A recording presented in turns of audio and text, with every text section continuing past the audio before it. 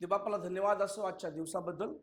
आपण गेल्या 2 महिन्यापासून एकाच विषयाला शिकत आहोत आणि तो विषय म्हणजे कर्राचा कोश. आणि कर्राच्या कोशामध्ये जसं विनोद भाऊने सुरुवातीपासून सांगितलं त्या प्रकारे आपण शिकलो, आपण ऐकलं. आणि कर्राच्या कोशातून अनेक अद्भुत आशीर्वाद देवबापांनी आपल्याला दिलेले आहेत. आणि आपण पाहिलं की देवाने मोशेला सांगितलं की एक कर्राचा कोश बनव. आणि मोशेने सर्व देवाचं ऐकलं आणि देवाने त्याला सांगितलं की मी कर्राचा कोश बनवण्यासाठी बसालेलला निवडत आहे. का बसालेल निवडलं? कारण बसालेल आणि त्याचे वडील हे मिस्रामध्ये सोन्याचे दागिने बनवणे, घरं बनवणे, अनेक काम करण्यामध्ये त्या अनुभवी होते आणि म्हणून देवाने त्यांची निवड केली. बसालेलची एक टीम तयार होती. त्या टीमने संदूक बनवायला सुरुवात केली आणि लागणारं सोनं मिस्रामधूनच लोक घेऊन आले होते. आणि आपल्याला माहित आहे की मिस्रामधून आणलेल्या सोन्याचं वासरू त्यांनी बनवलं आणि त्यामुळेच 10 आज्ञा मोशेने तोडल्या. देवाने पुन्हा त्याला लिहून दिल्या आणि मग पुन्हा देवाने सांगितल्याप्रमाणे सर्व सोनं त्यांनी एकत्र केलं आणि सुंदर कर्राचा कोश बनवला. आपण फार सुंदर पाहिलं की बाबळी कुठून आल्या? बाबळीचे लाकडं वापरले. बाबळी त्या जमिनीमधून आल्या. ऑलरेडी त्या वाळवंटामध्ये त्या बाबळी आलेल्या होत्या. कडक मजबूत लाकडं त्याचे होते आणि तेच लाकडं तोडून त्याने त्या बाबळीच्या लाकडापासून कर्राचा कोश बनवला आणि त्यांच्याकडे जे सोनं होतं त्या सोनं त्याच्यावरती मडवलं. इतकं सोपं नाहीये. कोणतंही हत्यार त्यांच्याकडे नव्हतं, कोणतंही साहित्य त्यांच्याकडे नव्हतं, तरी देखील देवबापाने त्यांचा उपयोग केला. असं आम्हाला दिसतं की बसालेल फक्त नावाला होता, पण प्रत्येक कामामध्ये देवाचा हात होता आणि म्हणून सुंदरसा कर्राचा कोश बनला गेला. देवाची आयडिया होती, देवाचं सर्व मेजर माप होतं आणि देव स्वतः त्या बनवण्यामध्ये उपस्थित होता. आम्ही पाहतो कर्राचा कोश बनून झाल्याच्या नंतर देवाची उपस्थिती त्या कोशामध्ये आली आणि त्या कोशामुळे अनेक विजय त्यांना मिळाले. यार्देन नदी दुभागली, येरिहोची दिवार तुटली, अनेक मोठमोठे महान अद्भुत चमत्कार त्या कोशाच्या द्वारे देवबापानं केले. ओके, देवाची उपस्थिती त्याच्यामध्ये होती. आणि आम्ही पाहतो की कर्राचा कोश जेव्हा हे इस्रायली लोक घेऊन जात होते, ज्या ज्या वेळेला घेऊन गेले त्या त्या वेळेला त्यांना विजय मिळाला आणि ते विजयी झाले आणि ती त्यांना सवय झाली. काही कालांतराने, काही वर्षाने त्यांना असं वाटलं की हा कोश फक्त आम्हाला जिंकण्याचं साधन आहे आणि त्याच्यावरची श्रद्धा त्यांची तशीच झाली. त्या कर्राच्या कोशावरचा भरोसा त्यांचा तसाच झाला. त्यांना असं वाटलं की हे फक्त आम्हाला जिंकायचं साधन आहे, हे जर आमच्या सोबत आहेत आम्ही हरू शकणार नाहीत. आणि ते ह्या अंधश्रद्धेमध्ये गेले आणि त्यामुळे एक दिवस पलिष्ठांनी त्यांच्यावरती युद्ध केलं. तेव्हा सर्व इस्रायली लोक हरले, पलिष्ठचे लोक जिंकले आणि पलिष्ठचे लोकांनी तो कर्राचा कोश त्यांच्यासोबत ते घेऊन गेले. 7 वर्ष पलिष्ठ लोकांसोबत कर्राचा कोश होता. 7 वर्षामध्ये खूप मोठ्या गोष्टी घडल्या. पहिली गोष्ट, तो गेल्याच त्यांनी दागोनाच्या मूर्तीच्या समोर मंदिरात तो ठेवला आणि आम्हाला पाहायला मिळतं की ती मूर्तीच पडली. मग परत ते लोक दुसऱ्या दिवशी आले, त्यांनी ती मूर्ती उभा करून ठेवली आणि दुसऱ्या दिवशी परत ती मूर्ती तोंडावर पडली, तिचं मुंडकं तुटलं, तिचे हात तुटले आणि मग इस्रायल पलिष्ठ लोकांमध्ये भीतीचं वातावरण निर्माण झालं. आणि आम्ही पाहतो पुढे चालून त्यांना इतका भयानक त्रास भोगावा लागला, अनेक लोकांना मरावं लागलं. देवाने त्यांच्यावरती उंदराची पिडा पाठवली, उंदर त्यांच्यामध्ये घुसले आणि अनेक उंदरांनी नासधूस केली. तर उंदर घुसल्यावरती फक्त माणसंच नाही, शेतीची नासधूस, त्यांच्या सर्व अन्नधान्याची नासधूस, त्यांच्या सर्वत्र नासधूस त्या उंदराने केली. आणि नुसते उंदरच नाही आले तर देवानी त्यांना बेंड फोड्याची पीडा दिली, मूळव्याध तिथून सुरुवात झाला. मूळव्याध दिला म्हणजे लोक बसू शकत नाही, इतका भयानक त्रास त्या मूळव्याधामुळे त्यांना झाला आणि हजारो पोलिसचे लोक मरण पावले. आणि आम्ही पाहतो की तो कराचा कोष त्यांनी उचलला, ते म्हणजे आता हा आमच्याकडे नकोय. आणि म्हणून आम्ही पाहतो की त्यांना आपण पाहूया की कराचा कोष जेव्हा त्यांना कळालं की हे आमचं पीडेचं माध्यम आहे, याच्यामुळे आम्हाला पीडा होत आहे, याच्यामुळे आम्हाला त्रास होत आहे, मग त्यांनी एक नवीन बैलगाडी केली. कुणी? पलिष्टी लोकांनी गायी त्याला जोडल्या आणि त्याच्यावरती कराचा कोष ठेवला. आणि आपण देवाचं वचन वाचूया. पहिले शमूएल याचा 6वा अध्याय आणि 10 ते 12.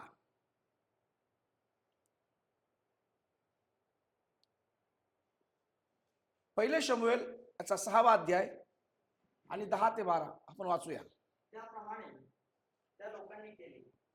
त्यांनी 2 दुभत्या गायी घेऊन गाडीस गुंतल्या आणि त्यांची वासरे घरी कोंडून ठेवली.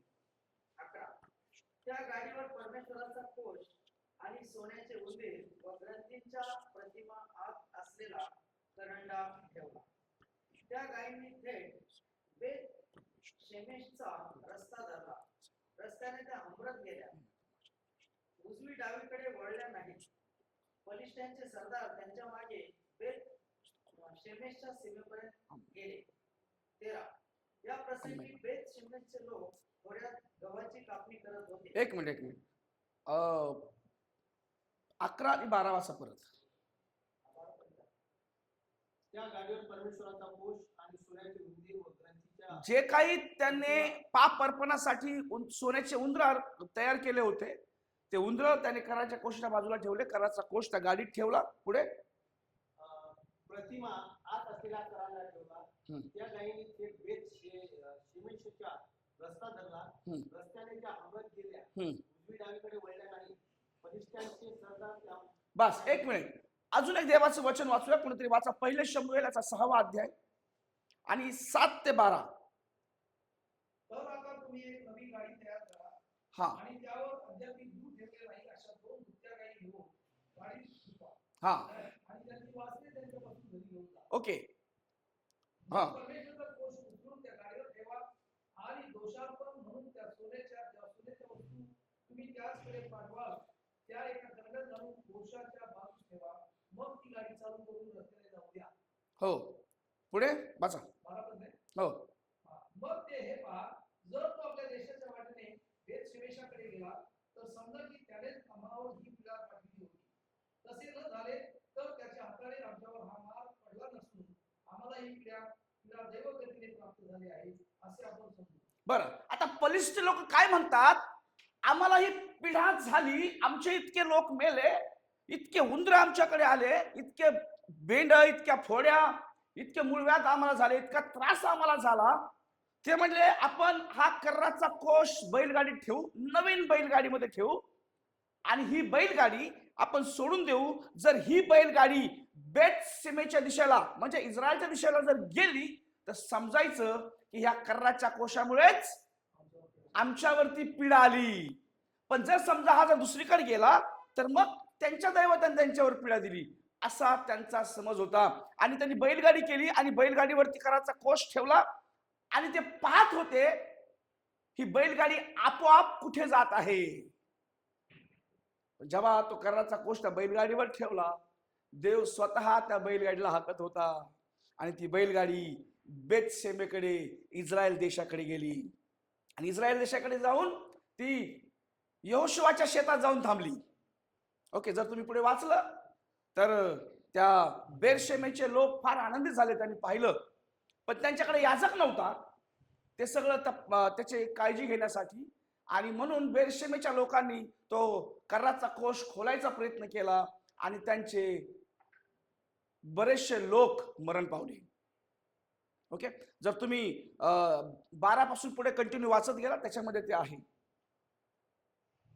ओके, वाचा 13 पासून 21 पर्यंत वाचा, म्हणजे लक्षात येईल तुमच्या.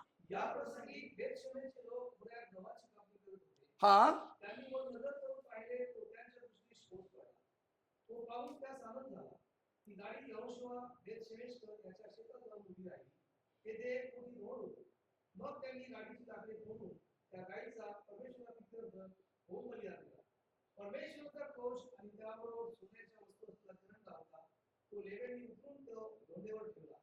आणि मग त्या दिवशी बेतशेमेशकरांनी परमेश्वराप्रित्यर्थ होमार्पणे व यज्ञ केले. हे पाहून फलिस्त्यांचे 5,000 त्या दिवशी एकवट पळत आले. फलिस्त्यांनी परमेश्वरात दोषारोपण म्हणून ज्या ग्रंथीच्या सुवर्ण प्रतिमा पाठविल्या त्या अश्वतासाठी एक, गजासाठी एक, अश्वरोणासाठी एक, रथासाठी एक व एकरोणासाठी एक अशा होत्या. ज्या मोठ्या डोंगरावर परमेश्वराचा कोश उतरला होता तेथे फलिस्त्यांचा 5,000ची जेवढी कडवलीची नगरे व फिलिपाणी होती तेवढ्या नगराच्या संख्येत त्या सोन्याचे मंदिर पाठविले होते. ही नोट यहोशुआ बेतशेमेशकर त्याच्या शेतात आजपर्यंत आहे. बेतशेमेश येथील लोकांनी परमेश्वराच्या कोशाचे निरीक्षण केले म्हणून परमेश्वराने त्यांचा सहाय केला. त्याने त्या लोकांचे 50,070 पुरुष जीवे मारले. परमेश्वराने माणसांचा एवढा सहाय केला म्हणून त्या लोकांनी शोक केला. बेतशेमेशकर म्हणाले, या परमेश्वरासमोर, या पवित्र देवासमोर कोण टिकेल? तो आता आमच्याकडून निघून कोणीकडे जावा. ओके, 20-21 पण वाचा. मग त्यांनी किर्यात यारीमच्या लोकांकडे जासूस पाठवून सांगितले, फलिस्त्यांनी परमेश्वराचा कोश मागायला आणला आहे तर तो तुम्ही आपल्याकडे घेऊन जा. ओके, आता ह्या बेतशेमेच्या लोकांनी कर्राचा कोश खोलला आणि 50,070 लोक देवाने मारले असं लिहिलंय शास्त्रामध्ये. आणि मग त्यांनी शोक केला. ते म्हणजे हा कोश आमच्यात राहू नये, हा कुठे राहिला पाहिजे. आणि म्हणून ते त्या कोशाला हलवायच्या मागे होते आणि त्यांनी तो कोश अभिनादाबाच्या घरी हलवला. अभिनादाबाच्या घरी तो कोश ते घेऊन गेले आणि 20 वर्ष तो कोश अभिनादाबाच्या घरात होता. पहिले शमूएल 7वा अध्याय आता काढा. 7वा अध्याय 1 आणि 2 वचन वाचा. जेव्हा ते किर्यात यारीमला आले, किर्यात यारीम नावाची जागा ज्या ठिकाणी हा अभिनादाब त्याचं घर तिथं आहे आणि त्या शहरात त्यांनी तो कोश पाठवला. ओके, पुढे अभिनादाबाच्या घरी ठेवला. पुढे 2 नंबर, परमेश्वराच्या कोशाचे रक्षण करण्यासाठी आणि एलाजारला त्याला पवित्र केलं, त्याला ती जबाबदारी दिली. आणि पुढे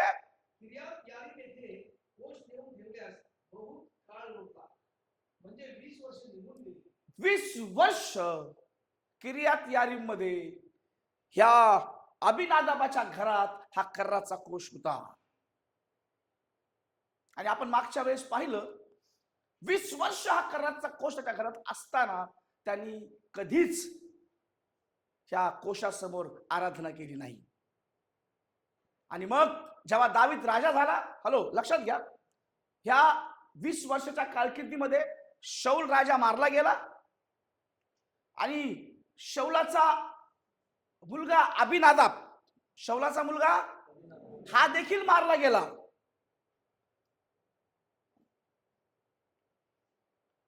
लक्षात घ्या, आपण वचन वाचूया म्हणजे तुमच्या लक्षात येईल. पहिले इतिहास ह्या 20 वर्षात काय काय घडलं. पहिले इतिहास 9:39 वाचा. तो मारला गेला. आता आपण यांची थोडी वंशावळ बघूया म्हणजे लक्षात येईल. 9:39 शौल राजा, शौलास योनाथान, मल्कीशुआ, अभिनादाब, एशबाल. बरं, हे त्याचे मुलं आहेत. आणि कुणीतरी दुसरं पहिले शमूएल 31वा अध्याय 2 वचन वाचा. पहिले शमूएल 31वा अध्याय आणि 2 वचन.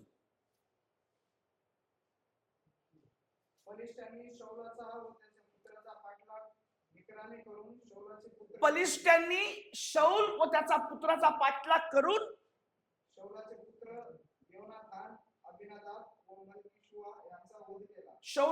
पुत्र योनाथान आणि अभिनादाब 3 मुलांचा वध फलिस्ती लोकांनी केला. अभिनादाबाच्या घरात कर्राचा कोश होता आणि अभिनादाब शौलाचा मुलगा होता. शौल राजा आता नाहीये, तो राजाच्या गादीहून तो उतरला आता. आणि मला वाटतं त्याची शेवटची लढाई असेल, शेवटच्या सणाची. शौल मारला गेला आणि त्याच्यासोबत त्याचे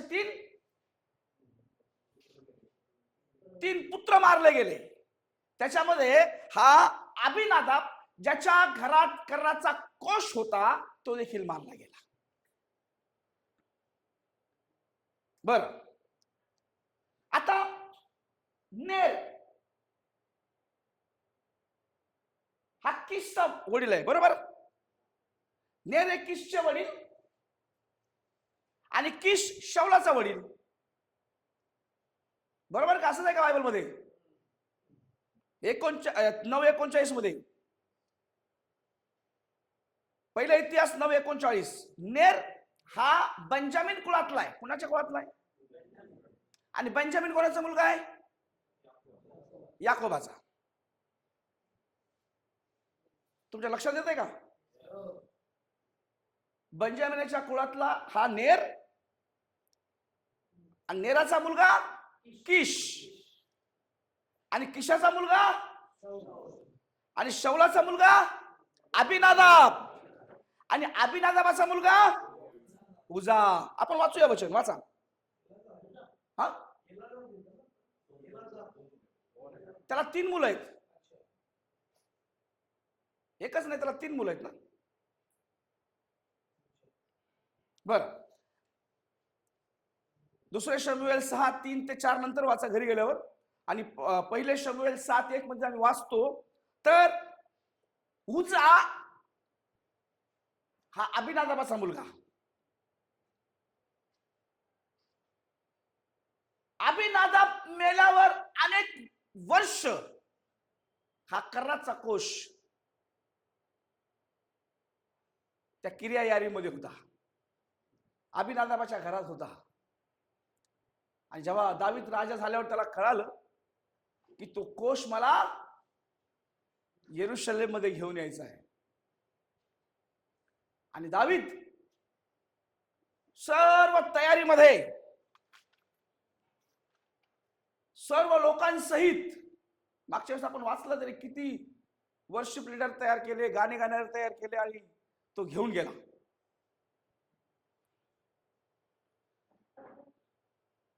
घेऊन गेल्याच्या नंतर दाविदाला माहिती होतं हा कर्णाचा कोश अभिनादाबाच्या घरात, उजाच्या घरात आहे.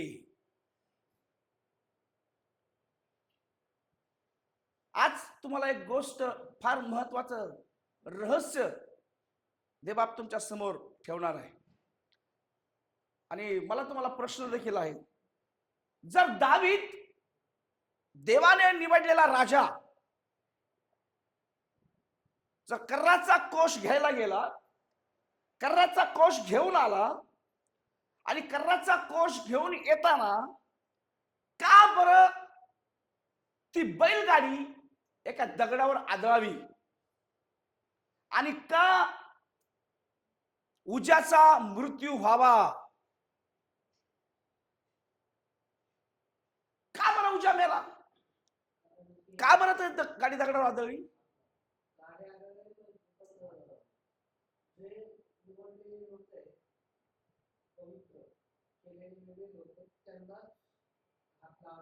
परवानगी होती कोशाला, बरोबर आहे. ओके, बरं. पण आज थोड्याच्या पलीकडे आपण जाऊया.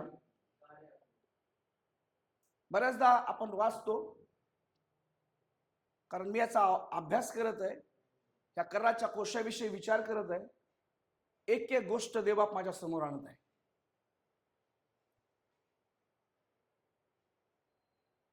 कर्णाचा कोश दावीद घ्यायला गेला आणि आणताना दगडावर आदळली. गाडीचं चाक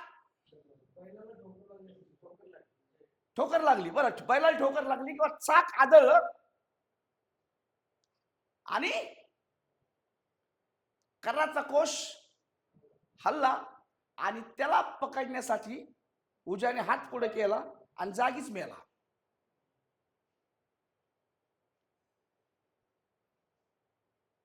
मला माहित आहे याचं उत्तर तुमच्या कोणाकडेच नसेल. माहिती आहे तुम्हाला? सांगा. नाही माहिती असेल तर बोला. ठीक आहे, हरकत नाही. हा, देव त्यांना त्याच्या पवित्र उपदेश जाणून त्यांना करू देतात की मी किती पवित्र आहे. बरोबर. ते असू शकते, एका लिमिट प्रमाणे आहे ते. जे रहस्य आज देवबाप आपल्या समोर आणणार आहे ना, आपण शिकूया त्याच्यातून. काय वाटतं तुम्हाला? बोलो. जे म्हणजे परमेश्वराने सांगितलंय की तुमच्या पिढ्यानपिढ्यापर्यंत मी तुमच्या पापांचा जो हिसाब घेईन.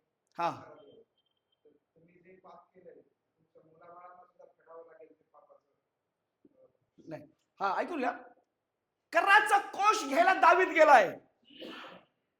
आराधना करणाऱ्या लोकांच्या सोबत, सैन्यांसोबत तो कर्राचा कोष घ्यायला गेला. आणि कर्राचा कोष घेतल्यावर येताना फार भयानक घटना घडली. त्याच्यामुळे दावीद घाबरला. का बरं ही घटना घडावी? का तो उज्जा मारायला पाहिजे? का तो उज्जा मेला? का ती गाडी दगडावर आदळली? मला वाटतंय देवाचं प्लॅनिंग असेल. कर्राचा कोष ओबेद आदमच्या घरी नावात वाचेवा. असं तुला वाटतं? दोघांचं जीवन चांगलं होतं. अच्छा, असं तुला वाटतंय ना? बायबल मध्ये काय वाटतं ते सांगा. तुम्हाला काय वाटतं ते महत्वाचं नाही.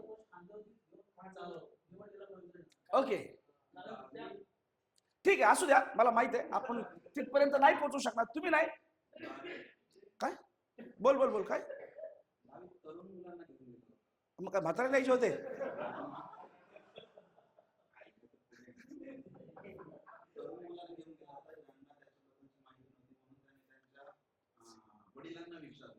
बरं, ठीक आहे. देवाने जे माझ्या समोर ठेवलंय ना, मी आज तुमच्या समोर ठेवतो.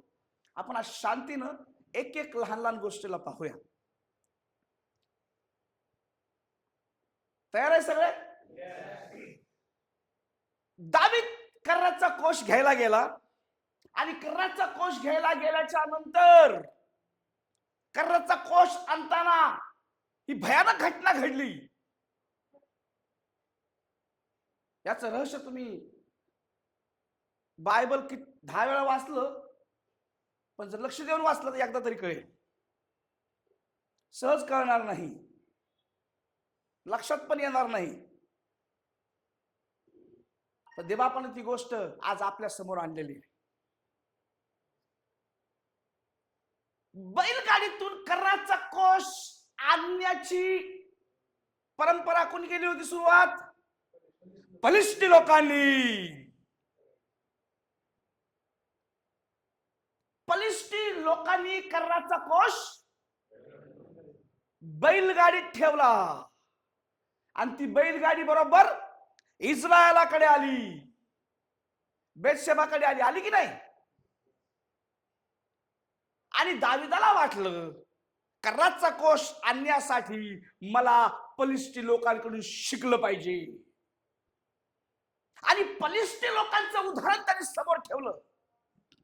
फलिस्ती लोकांचं अनुकरण दाविदानं केलं. आणि तशीच नवीन बैलगाडी त्यांनी बनवायला सांगितली. आणि नवीन बैलगाडी त्यांनी कर्राचा कोष ठेवला. हॅलो, लक्षात ठेवा, दावीद परराष्ट्रीय लोकांचं अनुकरण करायला निघाला. परराष्ट्रीय लोकांकडे बघून शिकायला निघाला. परराष्ट्रीय लोकांसारखं करायचा तो प्रयत्न करू लागला. आणि म्हणून त्याचा डाव फसला. याजक लेवी नव्हते, खांद्यावर संदूक घ्यायचा होता, ते बरोबर आहे. तरी पण अर्ध्या रस्त्यात आला ना संदूक. अर्ध्या रस्त्यात आल्याच्या नंतर त्याला ठोकर लागली. ये जो कल्पना है ना, उसके दिमाग में कहां से आई राकेश भाई? फलिस्ती लोगों से. म्हणून मी तुम्हाला सुरुवातीलाच तो भाग क्लिअर केला की फलिस्ती लोकांनी बैलगाडी संदूक ठेवला. आणि ते पाहत होते ही बैलगाडी कुठे जात आहे. आणि दाविदानं त्यांचीच कॉपी केली, त्यांच्या सारखं करायचा प्रयत्न केला. त्यांच्यासारखी नवीन बैलगाडी केली. हॅलो, त्यांच्यासारख्या गायी झुपल्या, बैल झुपले, आणि त्यांनी त्या बलिष्ठ लोकांसारखाच उचलून कराचा कोष त्या बैलगाडीत ठेवला. दावीद त्याने कराचा कोष आणण्याच्या अगोदर अभ्यास केला असेल, माहिती घेतली असला आणायचा कसा, पण याला कळालं बलिष्ठ लोकांनी तो कोष कसा आणला, आणि त्यांच्या सारखाच करायचा प्रयत्न केला. म्हणून दाविदाला घाबरावं लागलं. देवाचा अभिषिक्त राजा चुकीचा निर्णय त्यांनी घेतला. चुकीच्या लोकांना त्यांनी समोर ठेवलं, चुकीच्या लोकांचं अनुकरण केलं, चुकीच्या लोकांकडून तो धडा शिकला, चुकीच्या लोकांना समोर ठेवून देवाचा कोष व्हायचा निर्णय त्यांनी घेतला. म्हणून उजाला मरावा लागला.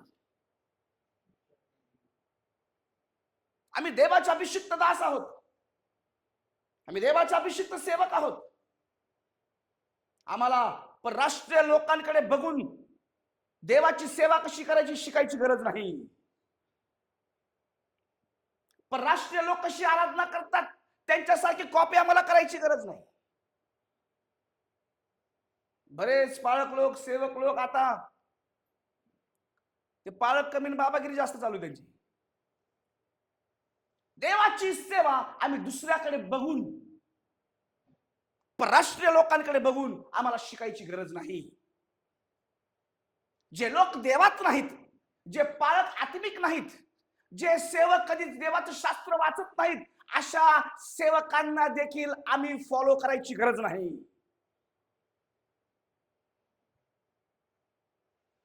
जे आत्मिक नाहीत आम्हाला त्यांना फॉलो करायची गरज नाही. दाविदानं, मला माहित नाही त्याच्या पण लक्षात आलं की नाही, पण देवाने माझ्या लक्षात आणून दिलंय. यांनी त्यांची कॉपी केल्यामुळे त्याला अपयश भोगावं लागलं आणि उजाला मारावं लागलं. दावीद घाबरला.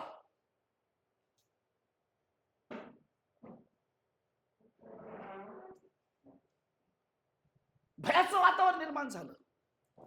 आम्ही देवाचे लोक,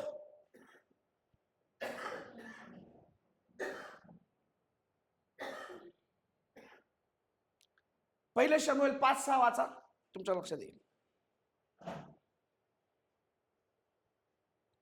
मग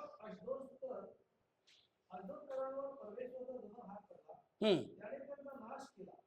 त्याने अशदोदकर व त्यांच्या आसपासच्या गावातील लोक या ग्रंथीच्या व्याधीने पीडले. ओके, 7. हे पाहून अशदोदकरांनी म्हटले, इस्रायलच्या देवाचा कोष आमच्यामध्ये राहता कामा नये, हा, कारण त्याचा हात आम्हावर आणि आमचा देव लागून यावर जवळ पडला आहे. आणि म्हणून त्यांनी बैलगाडी बनवली आणि म्हणून तो कोष पाठवला. दाविदाने देखील तेच केलं. देवाच्या लोकांनो, आपलं आत्मिक जीवन इतर लोकांकडे बघून जगणारं नसावं. बरेचदा आम्ही सेवा करतो, प्रार्थना करतो. मी आपल्याला बोलत नाही, आपले सगळे चांगले पाळक आहेत, इथे बसलेले सगळेही तुम्ही खूप चांगले आहात, देवाचे सेवक आहेत. बाहेरच्या लोकांचे सांगत आहे, तुम्ही उगाच मनावर घेऊ नका. दुसऱ्यांच्या कॉप्या करू नका.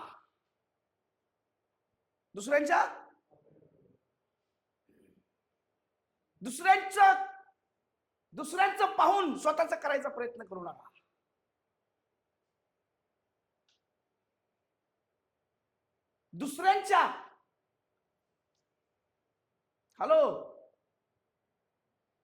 दुसऱ्यांच्या जीवनाकडे बघून, त्यांच्या सेवेकडे बघून तुम्ही तुमची सेवा रंगवायचा प्रयत्न करू नका.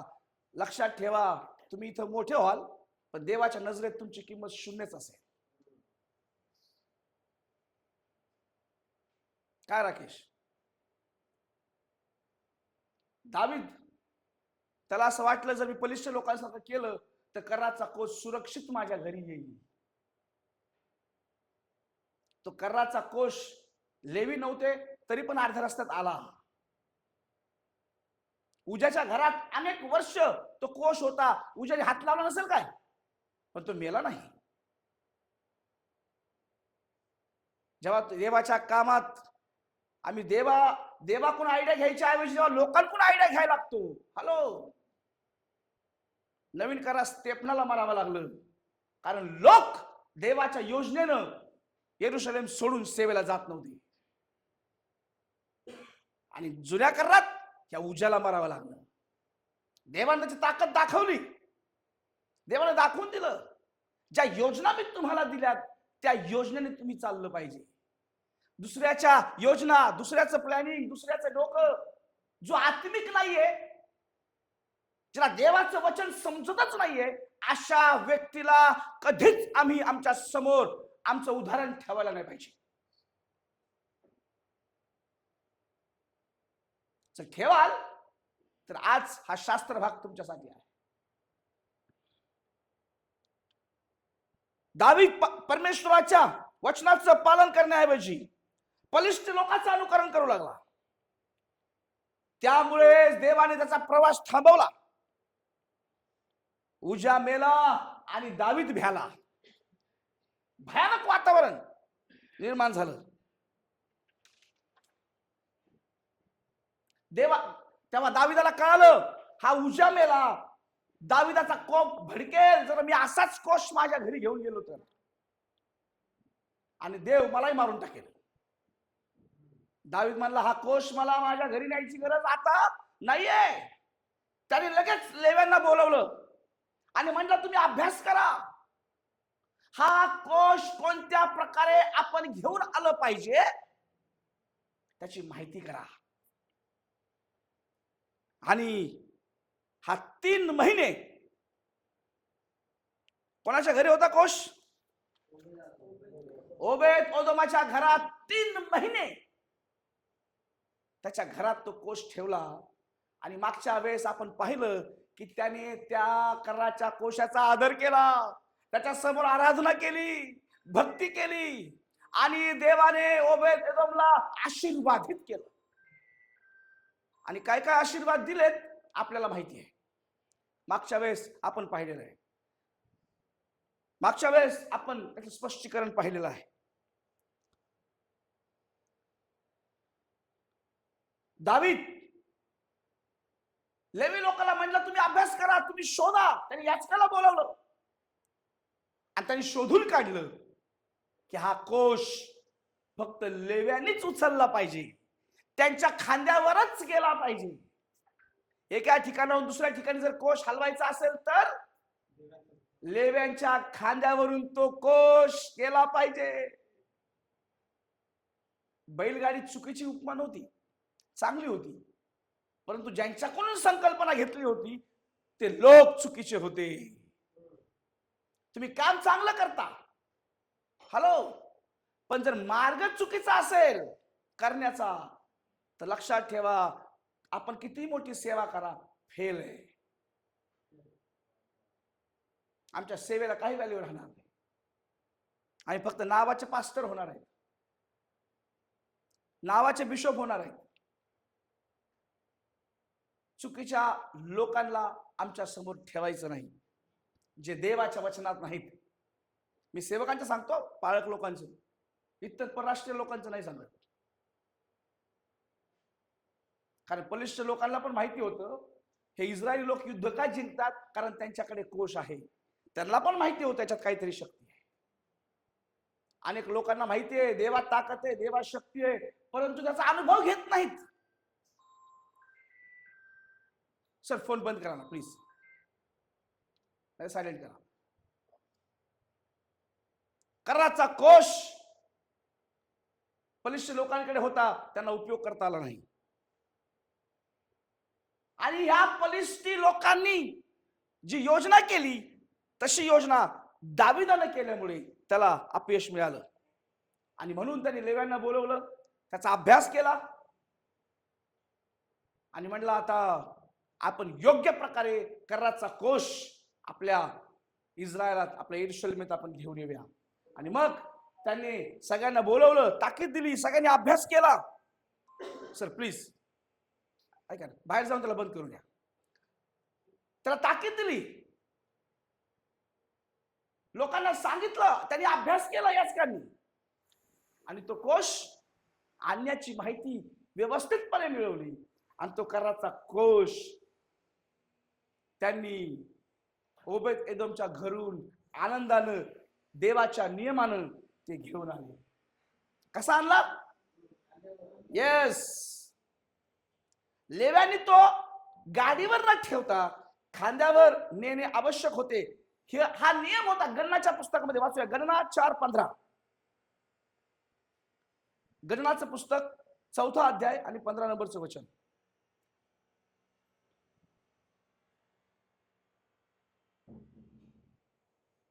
गणना 4:15 वाचूया कोणतरी.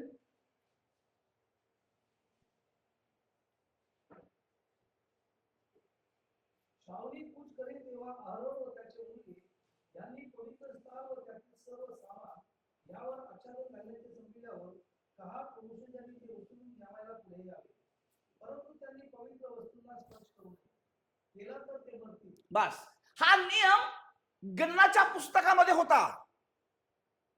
पवित्र वस्तूला कोणीही स्पर्श करू शकत नव्हतं. तो लेव्यांचा अधिकार होता. देवाने त्यांनाच तो कोश वाहून नेण्यासाठी निवडलं. आणि जेव्हा ही गोष्ट दाविदाला कळाली, तेव्हा दाविदाने सर्व लेव्यांना बोलवलं आणि त्या लेव्यांनी तो कराचा कोश खांद्यावर वाहून नेला. पहिले शमूएल 6 आणि 6 ते 7 मध्ये तुम्ही वाचू शकता. पहिले इतिहास 15 आणि 11 आणि 15 मध्ये देखील याचा उल्लेख आहे. तो कोश आनंदानं नाचत गाजत त्यांनी यरूशलेम मध्ये घेऊन आले. इतके नियम सक्त होते की एक एक पाऊल सांभाळून टाकत होते. प्रत्येक पाऊल विचारपूर्वक टाकत होते. देवाच्या लोकांनो, आम्ही देवाची सेवा करताना बोलताना आम्हाला भान राहत नाही. सेवा करताना देवाच्या नियमापेक्षा आम्हाला आमचे नियम फार महत्वाचे वाटतात. देवाच्या सेवेत देवाचे नियम महत्वाचे आहेत. देवाने आम्हाला कोणत्या प्रकारे सेवा करायला सांगितली, आम्हाला देवाने लिहून दिलंय. जा, है ना, सुवार्ता सांगा. जा, कुठे जा? कुठे जायला सांगितलंय? ज्यांना ख्रिस्त माहिती नाही त्यांच्याकडे जा. अशा जागेवर जा जिथं मंडळा नाहीत. अशा जातीकडे जा, अशा जमातीकडे जा, अशा भाषेच्या लोकांकडे जा जिथं अजून त्यांच्या भाषेतून आराधना होत नाही. हा देवाचा नियम आहे. पण 100 पाळकापैकी 99 पाळक ह्या नियमाला मानत नाहीत. मानतात, फार जिद्द आहे, पण करत नाहीत. 1% लोक सुवार्थेच्या कामाकडे लक्ष देतात. देव म्हणतो जा. दुसरं काय म्हणतो? जाऊन काय करा? सुवार्ता सांगा. सुवार्ता सांगा, तुमची साक्ष सांगा. आज पालकांना संदेश द्यायला फार आवडतं, पण सुवार्ता द्यायला आवडत नाही. संदेश बताने के लिए बहुत अच्छा लगता है. असं वाटतं बोलत राहावं, बोलत राहावं, बोलत राहावं. जितकं माझ्याकडे ज्ञान आहे सगळं होतं. माझं शहाणपण सगळं सांगावं, मी किती शहाण आहे. पण सुवार्ता सांगायला आम्हाला आमची बुद्धिमत्ता किती मोठी आहे सांगण्यात अर्थ नाही जर आम्ही सुवार्ता सांगत नाही तर. देवाने त्याच्या नियमात आम्हाला सांगितलंय, जा, लोक शोधा, जाती शोधा, जागा शोधा आणि जाऊन सुवार्ता सांगा. आणि सुवार्ता सांगून सोडून देऊ नका. त्यांना देवाचं वचन शिकवा. जे स्वीकार करतील त्यांच्या घरी जा, त्यांना शिष्य बनवा. Go and make a disciple. बोलायला फार सोपं आहे. आम्ही खूप वर्षापासून लोकांना सांगत अरे 5 लीडर 5 शिष्य तर तुम्ही घडवा, आम्ही तुम्हाला मदत करतो, आम्ही तुम्हाला ट्रेनिंग देतो. पण 5 शिष्य पण लोकांकडे नाहीये. फार दुर्दैवाची गोष्ट आहे. आम्ही स्वतःला सेवक म्हणतो, पास्टर म्हणतो, पण देवाच्या नियमानं सेवा करत नाहीत. ही गोष्ट त्याच्यासारखीच आहे. दावीद देवाच्या नियमाच्या ऐवजी त्यांनी पलिशच्या नियमाला जास्त प्राधान्य दिलं. आम्ही आमच्या मनाच्या संकल्पना जास्त राबवायचा प्रयत्न करतो. देवाचं वचन सांगतं शिष्य बनवा, पिता पुत्र पवित्र आत्म्याच्या नावाने बाप्तिस्मे द्या, जे काही तुम्हाला शिकवलं तर शिकवा, शिष्य बनवा. आज आम्ही चर्च मेंबर बनवायला आमची गर्दी आहे. प्रत्येकाला वाटतं माझं चर्च तुडुंब भरलं पाहिजे, रविवारीच लोक आले पाहिजेत. हप्ताभर कुठं पण जा, आम्हाला काय घेणं नाही, पण रविवारी इथं यायचं, दान इथं टाकायचं, दशमांश इथं द्यायचा.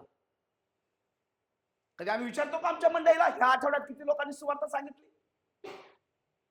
ह्या आठवड्यात किती लोकांनी कुणाच्या घरी जाऊन देवाचं वचन वाचून सांगितलं? आम्ही कधी विचारत नाही.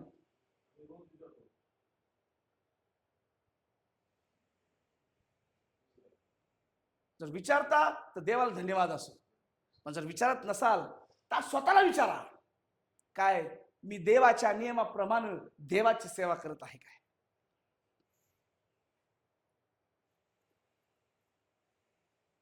आमच्यामध्ये ती गोष्ट यायला पाहिजे. देवाचे नियम आम्ही समोर ठेवून देवाने आम्हाला काय कोणत्या प्रकारची सेवा करायला सांगितली, आम्ही त्याच्याकडे लक्ष दिलं पाहिजे. दाविदानं तो कोश आनंदानं आणला, पण आणताना प्रत्येक पाऊल लोक विचार करून टाकत होते. देवाचं भय, देवाचा आदर त्यांच्यामध्ये होता. तुम्ही देवाच्या सेवेतलं पाऊल टाकताना विचारपूर्वक टाका. बायबल सांगतं सुवार्तिकाचे पाय किती मनोरम आहेत, है ना? सुवार्ता सांगणाऱ्याचे चरण किती मनोरम आहेत, आणि जे सुवार्ता सांगत नाही त्यांचे पाय किती घाणेरडे. त्यांच्यापेक्षा लंगडा सेवक बरा जो सुवार्ता सांगतो. तुमचे पाय असून काय कामाचे जर सुवार्तेला जात नाही?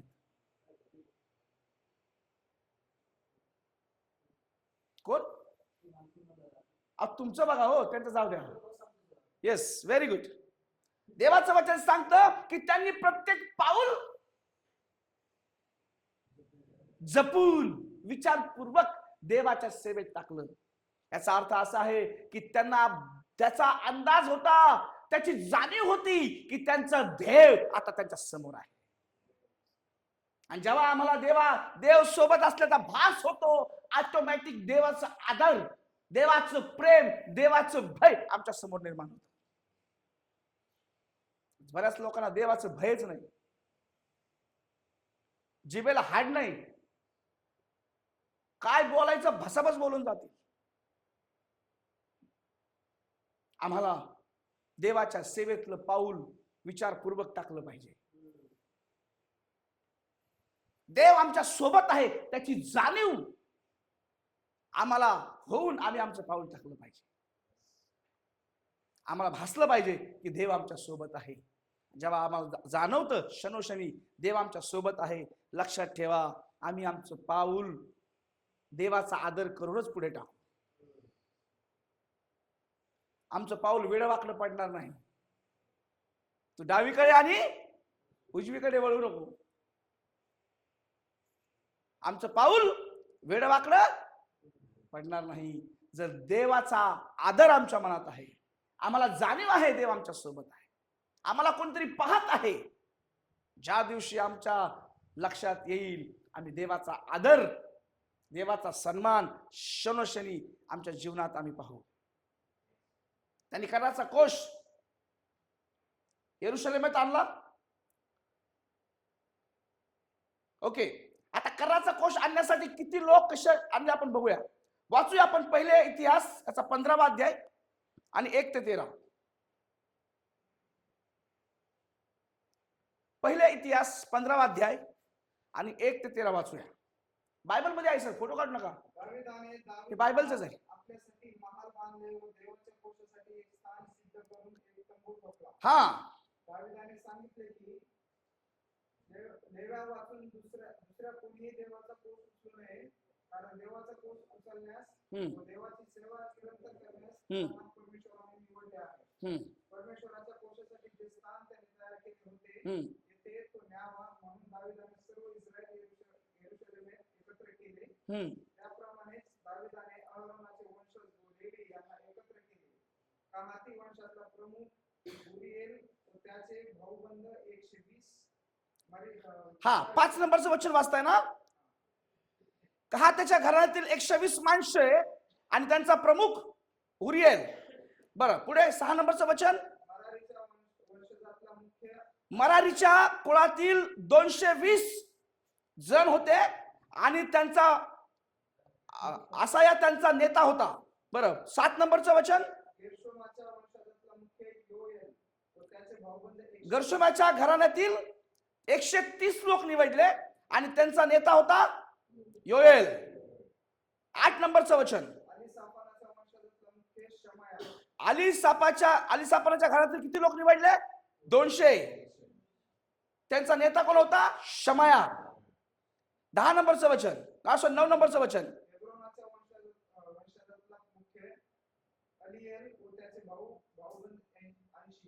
हॅलो, हेब्रोनाच्या वंशातले किती लोक निवडले? 80. आणि त्यांचा नेता कोण होता?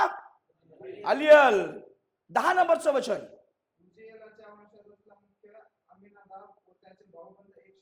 उजियाच्या घरातील 112 जण निवडले आणि त्यांचा प्रमुख होता अमिनाबाद.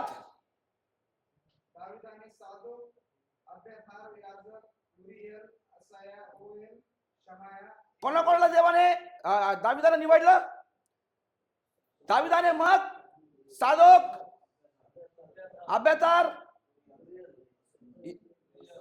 ओके, उरियल, असाया, योयल, शमाया, अलियल, अमिनाबाद ह्या लेव्यांना बोलवलं, कारण हे त्यांचे प्रमुख होते. आणि दावीद त्यांना म्हणाला, तुम्ही लेवी घराण्याचे प्रमुख आहात. तुम्ही आणि सर्व लेव्यांनी सुनिश्चित झाले पाहिजे, सुचितभूत झाले पाहिजे, पवित्र झाले पाहिजे, शुद्ध झाले पाहिजे.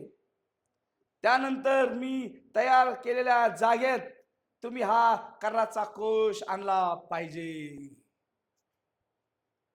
दाविदाने टीम बनवली. कशासाठी? देव आम्हाला पण काहीतरी बनवायला सांगत आहे. वन मॅन शो नाही करू शकत देवाची सेवा. बऱ्याच लोकांना असं वाटतंय मी एकटाच सगळं करू शकतो. मी आहे ना अजून. एक पास्टर म्हणलं, मी आहे ना अजून जिवंत. म्हणलं तू जिवंत आहेस पुढे काय?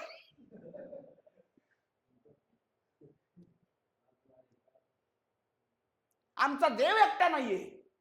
पिता, पुत्र, पवित्र आत्मा त्रिएक देव आहे ना. देव आदमाला काय म्हणतो? चला आपण आपल्या प्रतिरूपाचा मनुष्य घडू. आपल्या एकटा नाही येतो. पिता, पुत्र, पवित्र आत्मा काय म्हणतात? आता हा आदाम आपल्यातील एकाप्रमाणे झालाय. त्याला बरं वाईट कळू लागलंय. बाबेलचा बुरुज जेव्हा बांधला, भाषेचा गोंधळ घालताना देव काय म्हणला? चला आपण जाऊ. आमचा देवच एकटा नाहीये. मग आम्ही एकटे कसे पालक होऊ शकतो? एकटे कसे सेवक होऊ शकतो? एकटे कसे वन मॅन शो सेवा करू शकतो?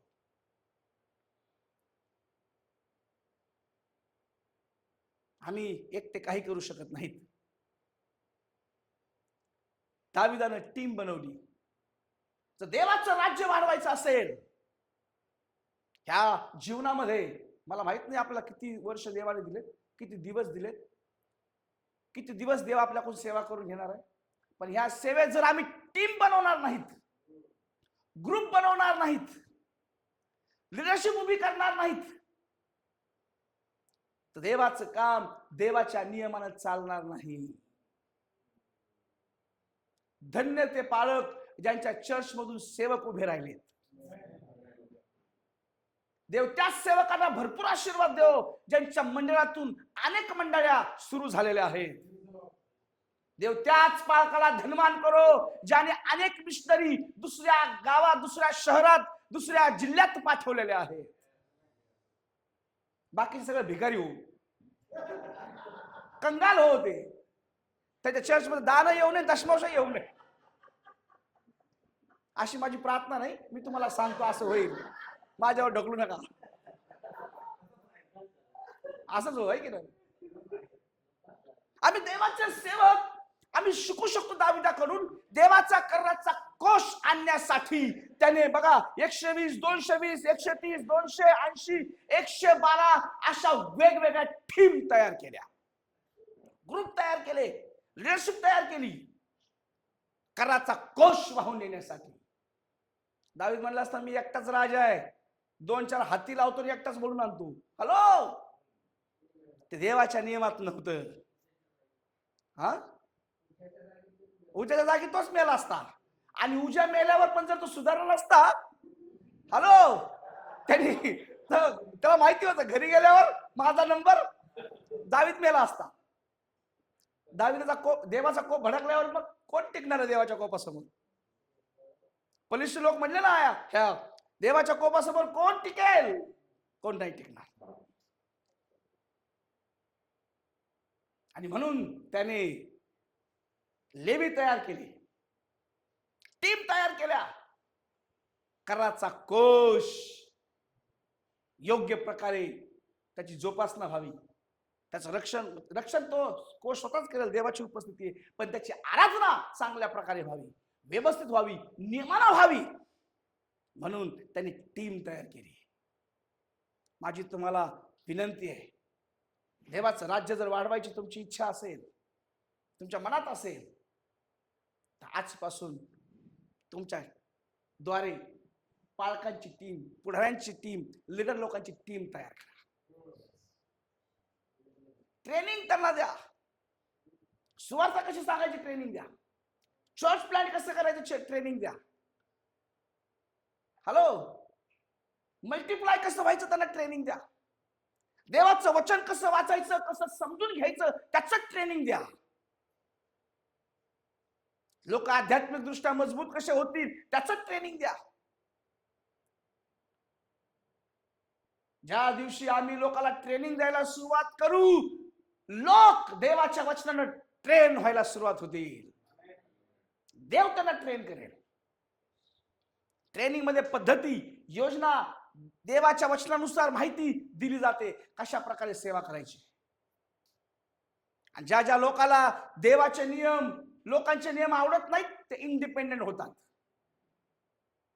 नाही आम्ही इंडिपेंडेंट बरेत, आम्हाला कोणाच्या दबावात राहायचं नाही, याचा अर्थ असा आहे की याच्यात काहीतरी मोठा प्रॉब्लेम आहे त्या पालकामध्ये. समजून जायचं, त्याला कुणासोबत चालायला आवडत, मला माफ करा पण आज ते निघालं माझ्या तोंडातून. आणि म्हणून आम्हाला आमच्या सेवेमध्ये देवाच्या नियमानुसार आम्हाला देखील टीम तयार केल्या पाहिजे. आम्ही पौलाकडे पाहतो, तिमोथी, तितुस, टायटस, सिलास सारख्या टीम त्यांनी तयार केल्या. आम्ही येशू ख्रिस्तापासून शिकू शकतो है ना, त्यांनी 12 लोकांच्या टीम तयार केल्या. योहानाचे पण शिष्य होते, त्यांनी टीम तयार केल्या. प्रत्येक जण देवाच्या सेवेसाठी लोक तयार करत होते. आम्हाला देखील ह्या उदाहरणावरून शिकायचं आहे, दाविदाकडून शिकायचं आहे. जर तो टीम तयार करू शकतो तर देवाची योजना आहे, आम्ही देखील देवाच्या सेवेसाठी टीम तयार कराव्या. पुढे जाऊया आपण आनंदानं. कर्णाचा कोश नाचत गाजत वाजवत यरुशलेमेत घेऊन आले आणि तो कोश ठेवण्यासाठी दाविदानं एक तंबू बनवला. काय बनवलं? तंबू बनवला. जेव्हा कर्णाचा कोश आणला, त्या कोशासमोर सगळे नतमस्तक झाले, नम्र झाले आणि नम्रतेने तो कर्णाचा कोश त्याने त्या दाविदानं बनवलेल्या त्या तंबूमध्ये आणला. आपण वाचूया पहिले इतिहास 16वा अध्याय 6 आणि 4 ते 6 वाचा. पहा ते लेवी का निवडले त्याने, आपण वाचूया. मग दाविदाने परमेश्वराच्या कोशापुढे दाविदाने परमेश्वराच्या कोशापुढे सेवा चाकरी करण्यास सेवा चाकरी करण्यास आणि इस्रायलाचा देव परमेश्वर आणि इस्रायलचा देव परमेश्वर त्याचा गुणानुवाद याचा गुण अनुवाद व उपकार स्मरण करण्यास व त्याची उपकार स्तुती करण्यासाठी काही लेवी नेमले. कशाला? आम्ही ज्यांना लीडर बनवत आहोत त्यांनी काय करायला पाहिजे? हा, देवाची स्तुती करायला पाहिजे. त्यांच्याद्वारे कोणत्या ना कोणत्या कामातून देवाचं गौरव व्हायला पाहिजे. आमचे लीडर लोक स्वतःच कसं मोठे पण होईल, आमच्यासाठी कशा टाळ्या वाजवतील त्याच्याकडे जास्त लक्ष आहे. आणि एखाद्यासाठी टाळ्या नाही वाजवल्या, त्याला चांगलं जर नाही बोललं, त्याला हरभरा झाडावर जर नाही चढवलं, तर मग बघायचं त्याचं डोकं किती फिरतं ते. देवाची कमी त्याची स्तुती जास्त व्हायला पाहिजे. बरोबर? प्रत्येकाला असं वाटतं की पास्टरनी मला चांगलं म्हटलं पाहिजे, माझी तारीफ केली पाहिजे मंडळी समोर. पण देवाने लेव्यांना कशाला बनवलं? देवाची तारीफ करण्यासाठी, देवाची स्तुती करण्यासाठी. प्रत्येक जण गुडघे टेकत होता. आमच्या मंडळीतला प्रत्येक पुढारी देवाच्या समोर गुडघे टेकणारा आणि नम्र स्वभावाचा असला पाहिजे, तरच देवाचं गौरव होईल, तरच देवाची महिमा होईल.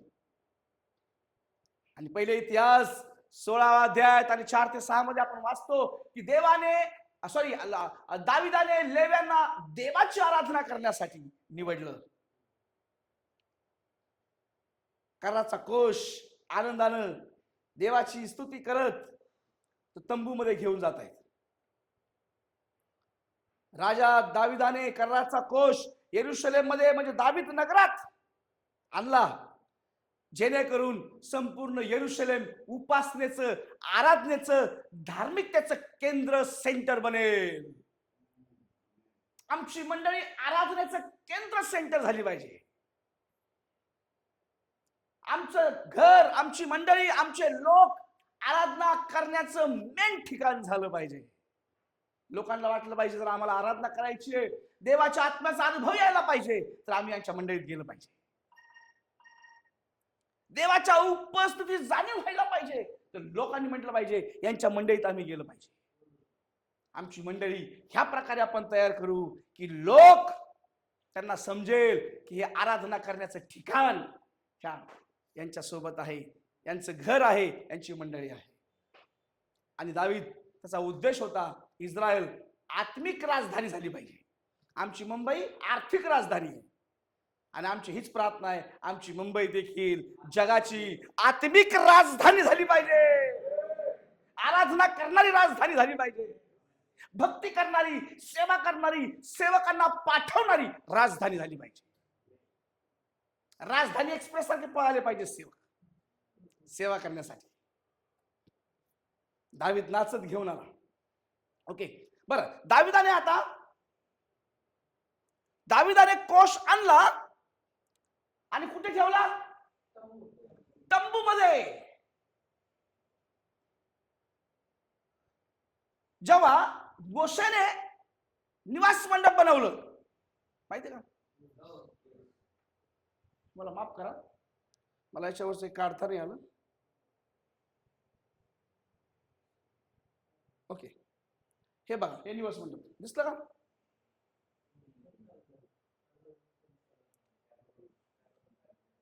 निवास मंडपामध्ये इन्स्ट्रक्शन होतं. मोशेने बनवलेल्या निवास मंडपामध्ये नियम होते. काय नियम होते आपण बघूया. हा, लक्षात घ्या. त्या निवास मंडपाला पुढे अंगण होतं. काय होतं? होतं की नाही? निर्गमाचं पुस्तक 27 नंबरचा अध्याय 9 ते 19 वाचा. नंतर लेवी 6, 26 आणि 14, 13 मध्ये तुम्ही वाचा. अंगणामध्ये बाहेरचे लोक आणि फक्त लेवी वंशजाच्या लोकांनाच मोशेच्या निवास मंडपाच्या अंगणात प्रवेश होता. तुम्हाला समजते का? अंगणात कोणाला प्रवेश होता? लेवीला आणि बाहेरच्या लोकांना. प्रवेश कुठे होता? फक्त अंगणात.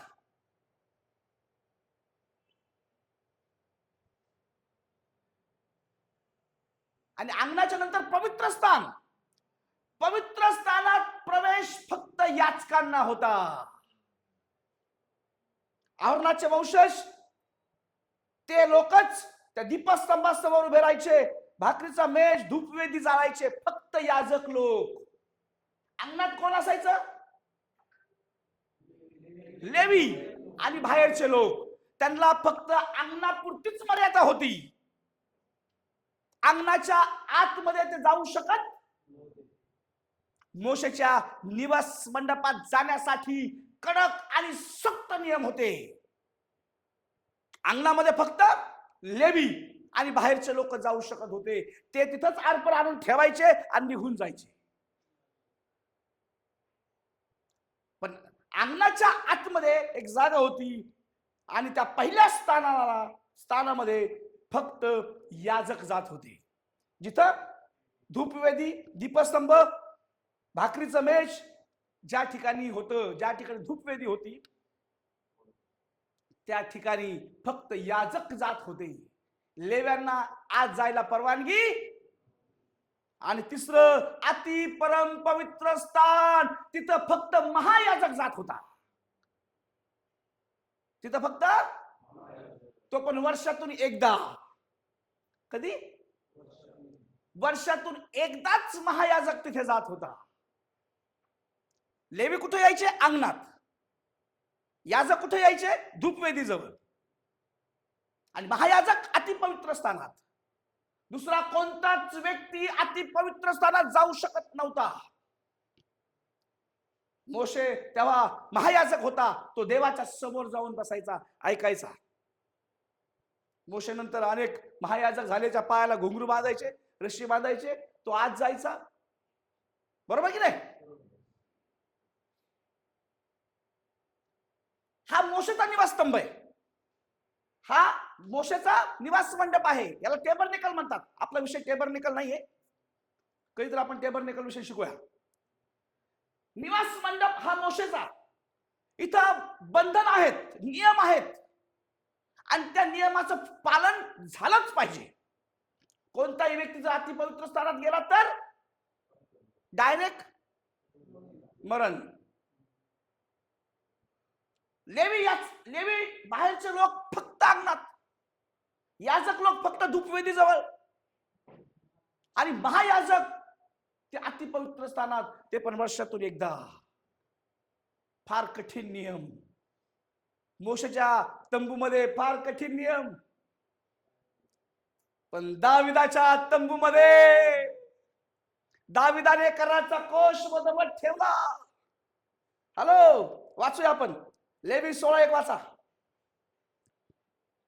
लोकांनी देवाचा कोश आणून त्यासाठी दाविदाने तयार केलेल्या तंबूत तो नेऊन ठेवला. हा, व त्यांनी देवापुढे होमबली व शांतार्पणे आणली. हा, त्याच्यावरती होम बलीवर शांती अर्पणे आणली आणि लोक त्या कराच्या कोशाच्या बाजूला उभे राहून देवाची आराधना करायची. इकडे बघा, इकडे बघा, माझ्याकडे इकडे बघा. इथं बंधन नाहीये, इथं पार्टिशन नाहीये. इथं वेदी मधोमध आहे आणि सगळे लोक चारी बाजूला उभे राहून विणा वाजवतायत, टाळ्या वाजवतायत, हॅलो, झांज वाजवतायत, देवाची आराधना करण्यासाठी दाविदाच्या तंबूमध्ये कोणताच नियम नाही. कोणीही येऊन देवाची आराधना करू शकत होता.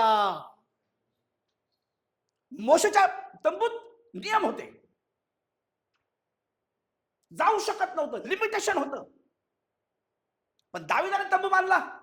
दाविदाच्या तंबूत कोणतंच बंधन नाही, कोणताच नियम नाही.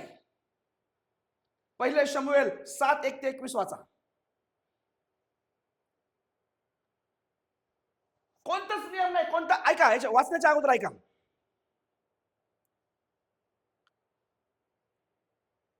किती आनंदाची गोष्ट आहे.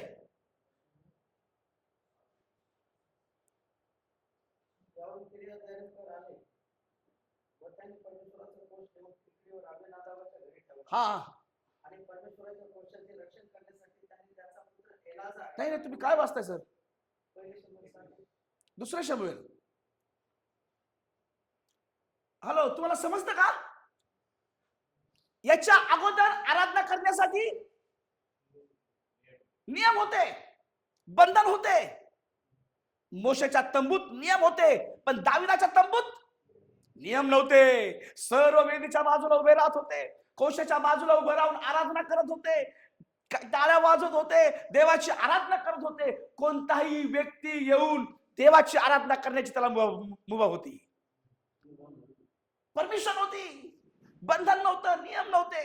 कुणी देवाची आराधना करू शकत होता. देवाच्या लोकांनो, काय झालं माहिती का? एक दिवस वाचा, पहिले इतिहास 16:1.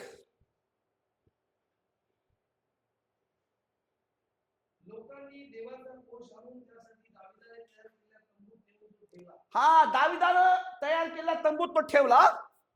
व त्यांनी देवापुढे होमबलीवर शांतपणे अर्पण. हा, दाविदाने होमबलीवर शांतपणे यांची समाप्ती केल्यावर परमेश्वराच्या नावाने लोकांना आशीर्वाद दिला. ओके, बरं. आता अजून एक वचन वाचा, दुसरे शमूएल 7:1-2. एकच वाचा अगोदर. दुसरा शमूएल 7:1-2. राजा आपल्या मंदिरात राहू लागला. आता दावीद राजा त्याच्या महलात राहत होता आणि परमेश्वराने त्याच्या चोपडल्या शत्रूपासून विसावा दिला. देवाने त्याला विसावा दिला. तेव्हा राजा नाथान नामक संदेशात म्हणाला, हा, पहा मी गंधस्वरूपच्या मंदिरात राहत आहे. पहा तो काय म्हणतो. कोण? दावीद. हॅलो, ऐकून घ्या. दावीद काय म्हणतो नाथानाला? मी गंधस्वरूपच्या महलात, सगळीकडे सुगंध पसरलाय, मी माडीवर माडी बांधली आणि मी माडीवर राजमहलात राहत आहे. आणि माझा देव, वाचा सर.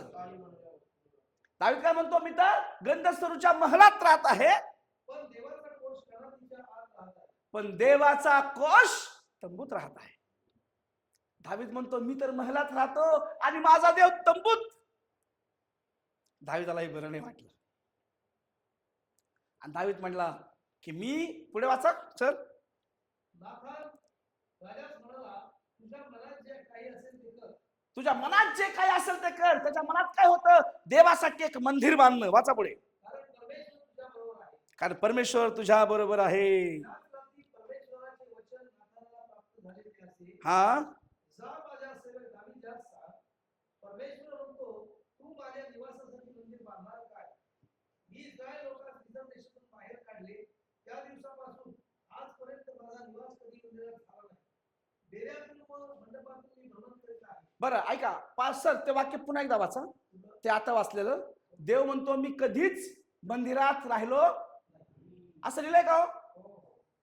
पुन्हा एकदा वाचा, ऐका सगळ्यांनी. मी इस्रायल लोकांस मिस्र देशातून बाहेर, मी मिस्र देशातून इस्रायल लोकांना मिस्र देशातून बाहेर आणले, त्या दिवसापासून आजपर्यंत माझा निवास कधीच मंदिरात झाला नाही. हॅलो, ऐकून घ्या. मंदिर बांधायचे स्वप्न बघू नका, चर्च बिल्डिंग बांधायचे विचार करू नका. जर तुम्ही चर्च बिल्डिंग बांधाल तर देव म्हणतो मी मंदिरात राहणार नाही. बरेच लोक मंदिरासाठी मला खूप फोन करतात, सर आम्हाला मंदिर बांधायचंय, चर्चचं काम चालू आहे, फाउंडेशन टाकलंय, पाया टाकलाय, आता वरचं बाकी आहे, 2 लाखाची मदत करा, 5 लाखाची मदत करा, 10 लाखाची मदत करा. मी त्यांना म्हणतो तुम्ही सर्व लोकांना एकत्र करा, मी 5 दिवस 10 दिवस ट्रेनिंग देतो, त्याला जेवण खर्च सगळा माझा, मंदिर बांधायला मी पैसे देणार नाही. कारण देव स्वतः म्हणतोय मी माझा निवास कधीच मंदिरात झाला. अरे तुम्ही उडणाऱ्या पाखराला लवबड म्हणून पिंजऱ्यात कोंडून ठेवाल स्वतःच्या फायद्यासाठी, चालेल का? त्याचा देवाने त्यांना बनवलंय. तुम्ही देवाला मंदिरात कैद करून ठेवाल, हजारो लाखो रुपये मंदिर बांधण्यात खर्च करू नका. प्रत्येक घराला मंदिर बनवा, प्रत्येक व्यक्तीच्या हृदयाला मंदिर बनवा. आणि आम्ही आमच्या सरकारला खूप धन्यवाद देतो ज्यांनी चर्च बांधायला बॅन केले. ते देवाचा नियम पाळत आहेत म्हणून आशीर्वादित होत चालले. देव काय म्हणतो, माझा निवास आजपर्यंत कधीच मंदिरात झाला नाही. दावीद राजा म्हणतो मी देवासाठी एक मंदिर बांधील. आता बघा, आज खूप साऱ्या गोष्टी देव आपल्या समोर ठेवणार आहे. नाथानाला देवाने सांगितलं बाबा त्याला सांग, त्याने खूप घातपात केलाय,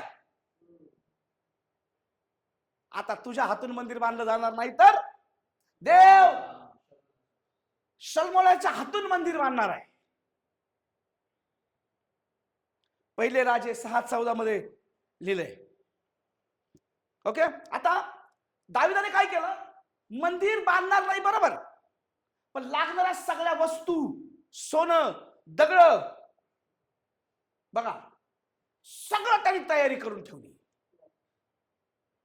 किती लाकडं पाहिजे, किती एंगल पाहिजे, किती सिमेंट पाहिजे, किती विटा पाहिजे, किती रेती पाहिजे, सर्व दाविदाने जमा केलं. कारण त्याच्या मुलाला शल्मोनाला देवाचं मंदिर बांधता यावं.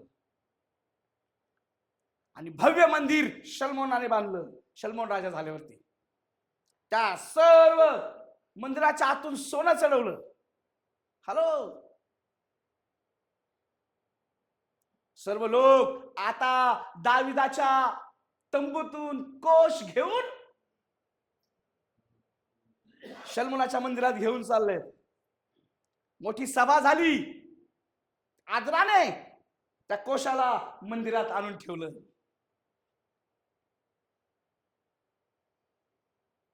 तंबूत आराधना करण्यासाठी बंधन नव्हतं, पण मंदिरामध्ये आराधना करण्यासाठी परत नियम सुरू झाले, परत बंधन सुरू झाले.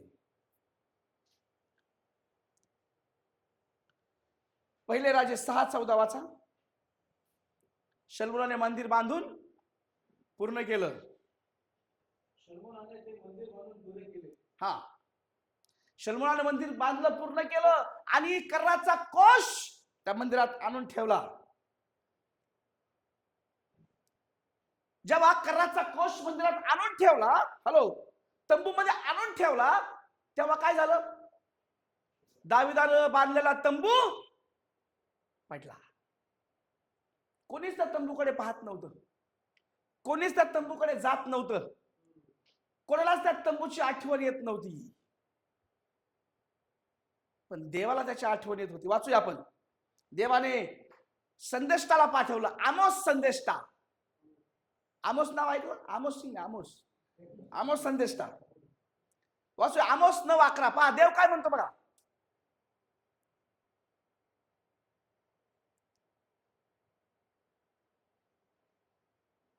आमोस 9वा अध्याय आणि 11 वचन.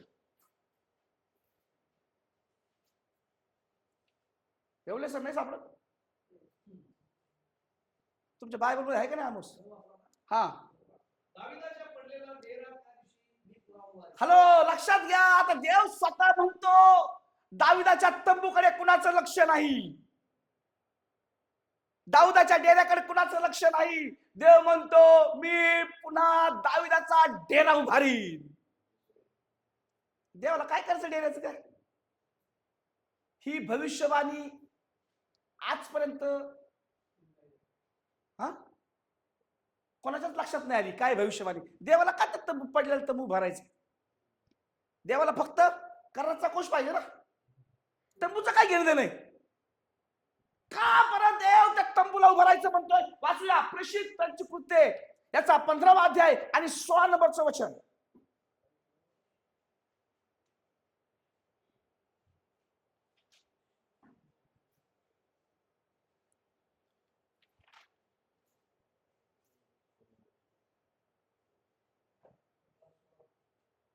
यानंतर मी परत येईल, दाविदाचा पडलेला डेरा पुन्हा उभारेल आणि त्याची भगदाडे बुजवून तो पुन्हा नीट करेल.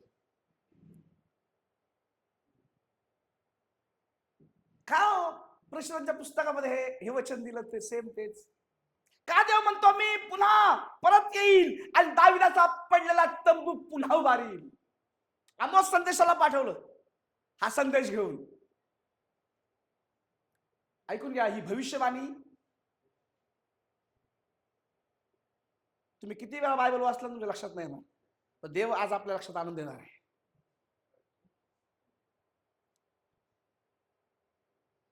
किती विद्वान असले तरी लक्षात लवकर येणार नाही, पण देवाचा आत्मा आपल्या लक्षात आणून देणार आहे.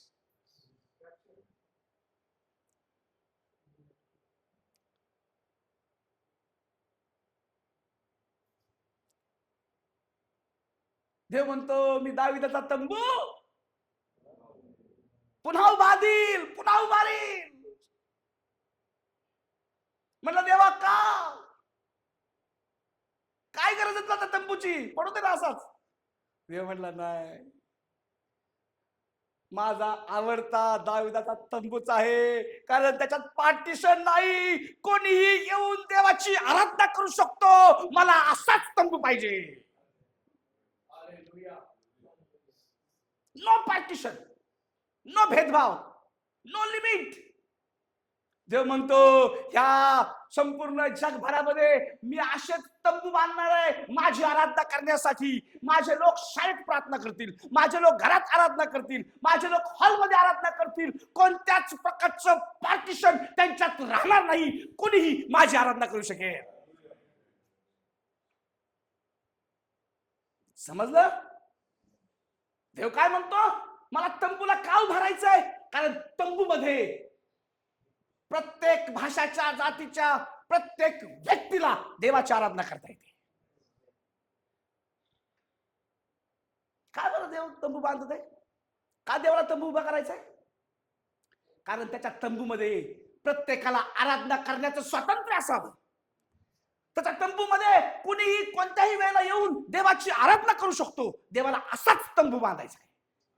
आणि प्रेषितांच्या पुस्तकात एक साठी दिलं, कारण दावीद जागोजागी जाऊन सुवार्थ सांगत होता. लोक देवाची देवाचा स्वीकार करत होते, एकत्र येऊन आराधना करत होते आणि प्रत्येक घर दाविदाचा तंबू सारखं झालं. आणि तीच परंपरा आजपर्यंत चालत आली. आमच्या हॉलमध्ये पार्टिशन नाही, आमच्या घरात पार्टिशन नाही, आमच्या हॉलमध्ये पार्टिशन नाही. कुणीही येऊन देवाची आराधना करू शकतो. आमचं घर दाविदाच्या तंबू सारखं आहे, कारण आमच्या घरात आराधना करण्यासाठी कोणाला बंधन नाही. आमच्या चर्चमध्ये आराधना करण्यासाठी कोणाला बंधन नाही. आमच्या हॉलमध्ये कोणाला आराधना करण्यासाठी बंधन नाही. देव तीच गोष्ट लक्षात ठेवून म्हणतो की माझी आराधना प्रत्येक व्यक्तीने करावी, म्हणून मी दाविदाचा तंबू पुन्हा उभारेल. हालेलुया. नो पार्टिशन, नो भेदभाव. देव म्हणतो शलोमोनानं मंदिर तर बांधलं, देव म्हणतो मंदिरात जायला मला मन नाही. मंदिर में जाने को कारण तिथं नियम आहेत, तिथं बंधन आहेत. देव म्हणतो मी दाविदाचा तंबू पुन्हा उभारेल. आणि देवाने तंबू उभारला. तुमचं चर्च हा दाविदाचा तंबूच आहे. तुमचा हॉल हा दाविदाचा तंबूच आहे. ज्या ठिकाणी तुम्ही आराधना करता, वेगवेगळ्या भाषेचे लोक येऊन ते घर, तो हॉल, ती जागा त्या तंबू सारखीच आहे जी देवाने उभारलेली आहे. Praise the Lord. आम्ही किती भाग्यवान लोक आहोत. देवाने स्वतः आमच्या मंडळीला उभारला आहे त्याची आराधना करण्यासाठी. देवाने स्वतः आम्हाला हॉल दिला त्याची आराधना करण्यासाठी. देवाने आम्हाला घरं दिले त्याची आराधना करण्यासाठी. कोणत्याच प्रकारचा नियम नाही, कोणत्याच प्रकारचं बंधन नाही. कुणीही देवाची आराधना करू शकतो. मंदिर तर बांधलं हो, पण त्या मंदिरात कोश नेण्याच्या अगोदरच काय झालं माहिती का? वाचा, तुमच्या लक्षात येईल. दुसरा इतिहास 5 आणि 10 नंबरचं वचन.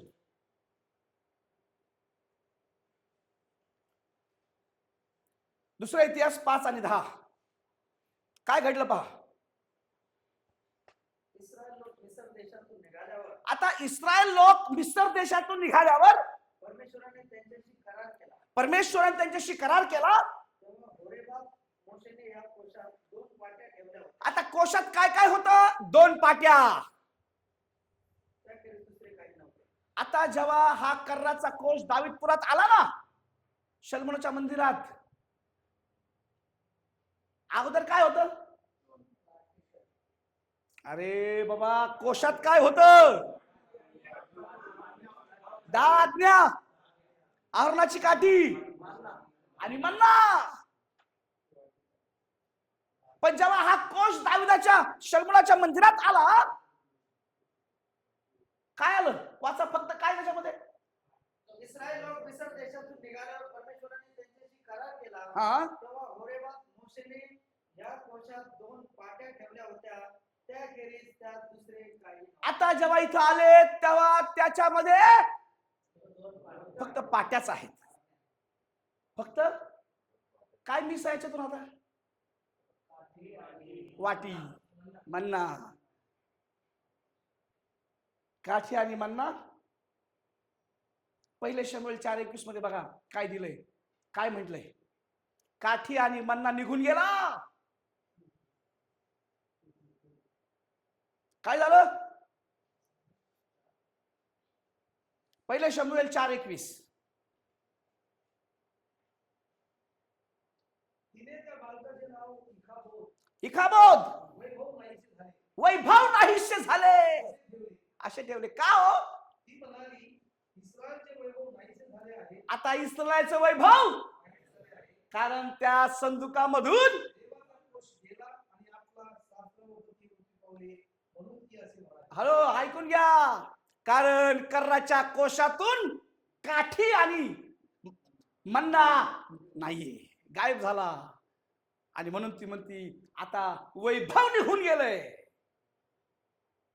शल्मोनाचं वैभव आहे, पण त्याच्यात फक्त 10 आज्ञा आहेत. देवाचं वैभव निघून गेलंय. कारण देवाला मंदिरात राहायचंच नव्हतं. देव अजून पण आमच्या पालकांना सांगतो, अरे चर्च नका बांधू, घराघरात प्रार्थना करा, हॉल घ्या, नका पैसे जमा करू. कारण चर्च तुम्ही बांधलं तर तुमचं मन तिथे लागेल, तुम्ही बाहेर सेवेला जाणार नाहीत. तुम्हाला त्या मंदिराचा गर्व होईल. तुम्हाला असं वाटेल की आम्ही आमच्या आयुष्यात देवाचं एक मंदिर बांधलंय. देवाला ह्या मंदिरात राहायचं नाही. देव हाताने बांधलेल्या मंदिरात राहत. देवाचं वचन सांगतं तुमचं शरीर देवाचं मंदिर आहे. आणि देवाची इच्छा आहे की आपण प्रत्येकाला मंदिर बनवावं. ओके, आपण वाचतो. याच्या अगोदर काय झालं माहिती का? दाविदाने काय केलं? आता आराधना करण्यासाठी लोकांनी सर्व जनावर वगैरे आणले. दुसरा इतिहास, ओके, दुसरा इतिहास 5:12 वाचा.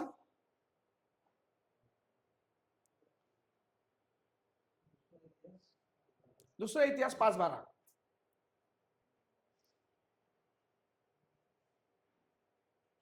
जेव्हा कर्राचा कोश आणला तेव्हा आराधना करण्यासाठी लेवी निवडले.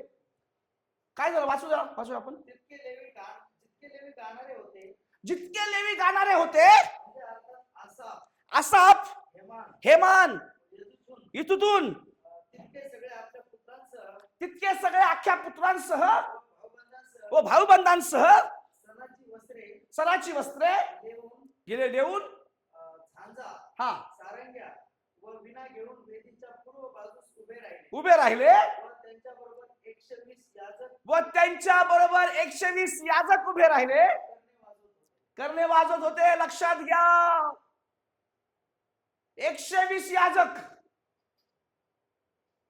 लेवी आराधना करणारी असंख्य गर्दी, ह्या गर्दीमध्ये पवित्र शास्त्रात तुम्ही कधीच ऐकलं नाही असे 3 नाव लिहिली आहेत. आणि आसाप, हेमान, इथून हे 3 लोक मनापासून आराधना करत होते हे दाविदानं पाहिलं. हे दाविदानं पाहिलं की सगळ्या लोकांमध्ये हे 3 लोक आसाप, हेमान आणि इथून हे मनापासून देवाची आराधना करणार आहे, मनापासून देवाची भक्ती करत आहेत. दाविदानं त्यांना पुढे बोलवलं आणि 120 याचकांवरती वर्शिप लीडर बनवलं, त्यांना मोठा अधिकारी बनवलं, अधिकार पद त्यांच्या हातात दिलं. तुम्हाला समजते काय झालं इथं? तुम्ही गर्दीमध्ये आहात, साधारण जीवन जगत आहात, तुमच्याकडे कुणाचं लक्ष नाहीये. पण जर तुम्ही देवाची आराधना, देवाची सेवा मनापासून करता, मनापासून देवावर प्रेम करता, उद्या तुमचं नाव चांगल्या चांगल्या बुद्धिमान पालकांचा अधिकारी म्हणून देव घोषित करणार आहे. माझ्यासारखा साधारण माणूस देवाने मला खूप आशीर्वादित केलं. अनेक देशात जाऊन लोकांना शिकवायची संधी दिली. हॅलो, हे 3 लोक आसाप, हेमान आणि इथून साधारण लोक, गर्दीमधले लोक, त्यांच्याकडे दाविदाचं लक्ष गेलं की हे लोक मनापासून आराधना करतायत. आणि दाविदाने काय केलं? एवढे सर त्यांना 120 याचकांवरती आराधना करणाऱ्या लोकांचा मुख्य बनवलं. अगोदर तुमचा नंबर आहे. आराधनेमध्ये डोळे उघडे ठेवू नका, प्रार्थनेमध्ये इकडे तिकडे मोबाईल बघू नका. हॅलो, प्रार्थनेला झोपायचं साधन बनवू नका. जो माणूस देवाची आराधना मनापासून करतो, जो भाऊची बहीण देवाची भक्ती, देवाची सेवा मनापासून आज करत आहे, लक्षात ठेवा उद्या तुमचं नाव प्रमुख म्हणून देव घोषित करणार आहे. देवाला शिकलेल्या डिग्रीवाल्या लोकांपेक्षा जास्त मनापासून आराधना करणारे, मनापासून सेवा करणाऱ्या लोकांची गरज आहे. तुमच्याकडे इन्स्ट्रुमेंट आहे की नाही ते महत्वाचं नाही, तुमचं चर्च किती मोठं आहे ते महत्वाचं नाही, तुम्ही कशी आराधना करता, तुम्ही कशी सेवा करता ते फार महत्वाचं आहे. किती गर्दी आहे तिथं? 120 तर फक्त याजक आहेत.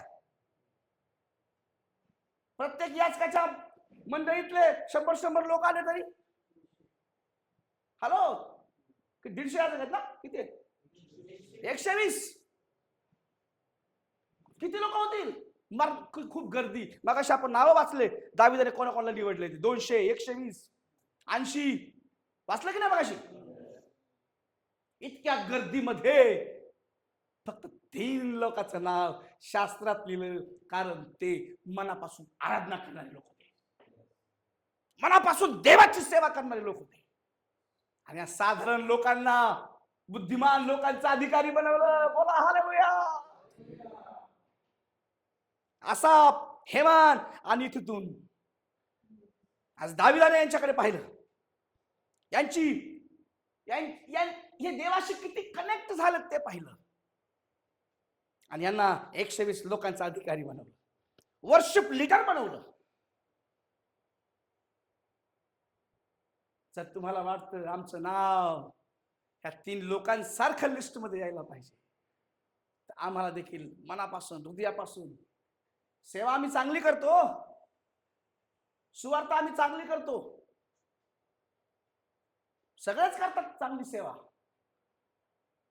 पण मनापासून तळमळीने कोण सेवा करत आहे? देवाचं लक्ष त्याच्याकडे आहे. कोण आत्म्या जिंकण्याच्या उद्देशानं सेवा करत आहे? कोण देवाचं राज्य वाढण्याच्या उद्देशाने सेवा करत आहे? देव त्याच्याकडे पाहत आहे. जर तुम्ही 4-4 घंटे प्रार्थना करता, देवा मला हे दान दे, देवा मला ते दान दे, देवाला माहित आहे त्या दानाने याला मोठं व्हायचंय, देव त्या माणसाला कधीच दान देत नाही.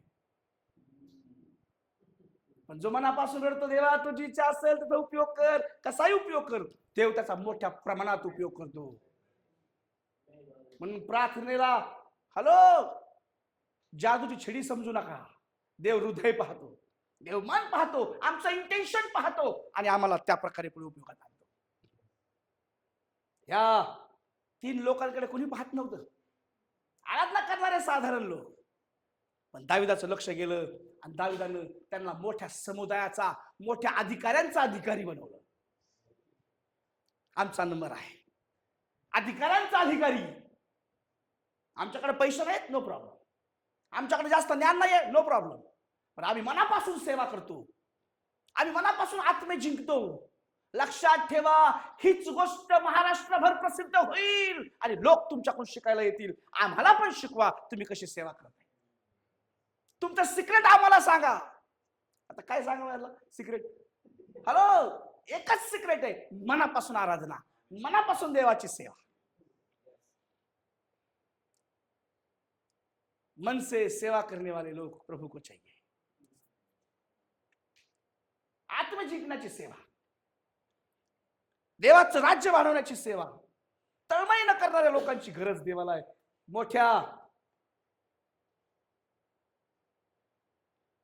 मोठी वर्शिप टीम, मोठा याचकगण आणि त्यांचा अधिकारी देवाने ह्या 3 लोकांना बनवलंय. हजारो लोकांचा अधिकारी देव तुम्हाला बनवेल.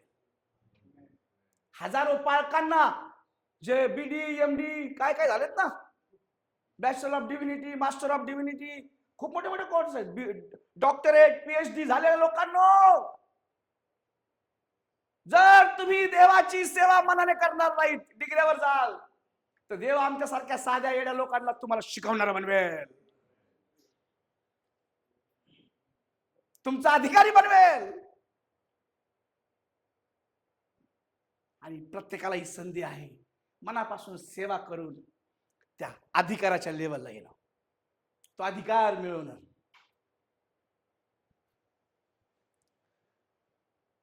दुसरा इतिहास वाचला पण आता 5:12 मध्ये. मग सर्व लेवी याजक वेदीच्या पूर्वेला उभे राहिले. आसाफ, हेमान आणि तुतूनचे सर्व गायक वर्ग हजर होते. सर्वांनी शुभ तलम वस्त्रे घातली, झांजा, गारंजा आणि विना वाद्य हातात घेतली. आणि या लेवी गायका बरोबर 120 याजक होते, ते देखील करणे वाजवत होते. लक्षात ठेवा, चांगले शिकलेले याजक त्या साधारण लोकांकडे बघून आराधना करायची शिकत होते. आमची आराधना अशी असली पाहिजे, आमची सेवा अशी असली पाहिजे. मोठमोठ्या पद अधिकारी देखील आमच्याकडे शिकण्यासाठी आले पाहिजे.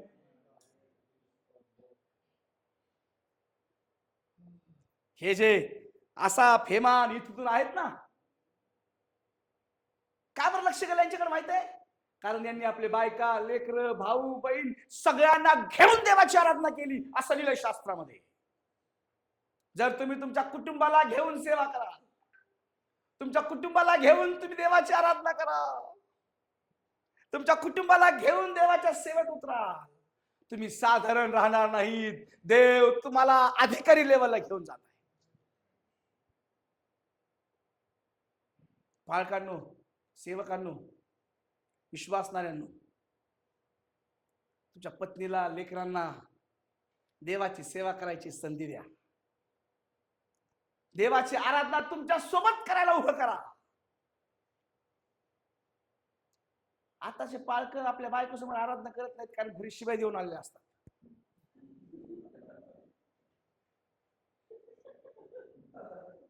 आताच्या बायकाला आराधना करायला उभं करत नाहीत, कारण ती बिचारी रात्रीला भांडलेली असते, दिवसभरांचे भांडणं चालू असतात. काय समोर आराधना करायची? ती पण म्हणते काय समोर प्रार्थना करायची? सगळे तसे नाही, पण काही काही ठिकाणी ही गोष्ट आहे. आणि तुमच्याकडे बघून, तुमच्या वागणुकीकडे बघून तुमचे लेकर आणि तुमची बायका देवाची आराधना करत नाहीत, ही सगळ्यात दुर्दैवाची गोष्ट आहे.